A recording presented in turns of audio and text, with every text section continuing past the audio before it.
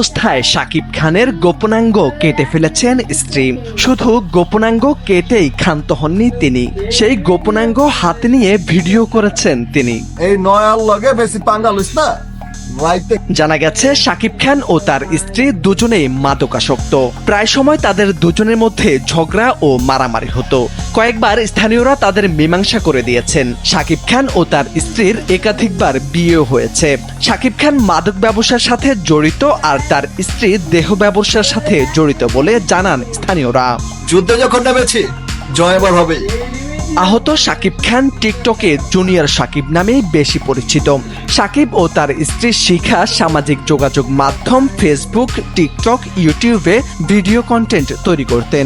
প্রায় সময় তাদের দুজনের মধ্যে ঝগড়া ও মারামারি হতো। কয়েকবার স্থানীয়রা তাদের মীমাংসা করে দিয়েছেন।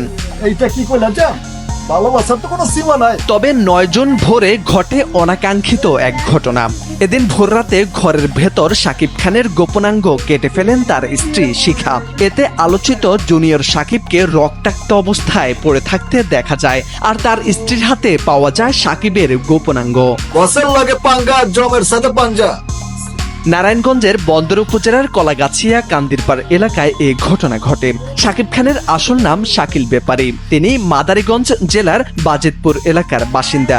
আহত অবস্থায় শাকিবকে ঢাকা শেখ হাসিনা জাতীয় বার্ন ও প্লাস্টিক সার্জারি ইনস্টিটিউটে নেওয়া হয়েছে। পুলিশ জানান শিখা শাকিবকে মধ্যরাতে বিয়ারের সঙ্গে ঘুমের ওষুধ মিশিয়ে খাইয়ে দেন। ঘুমিয়ে পড়লে ভোররাতে গোপনাঙ্গ কেটে ফেলেন শিখা। কি কারণে এই ঘটনা ঘটেছে সে বিষয়ে তদন্ত করা হবে বলে জানান তিনি। এছাড়াও অভিযুক্ত শিখাকে আটক করে বন্দর থানায় নেওয়া হয়েছে।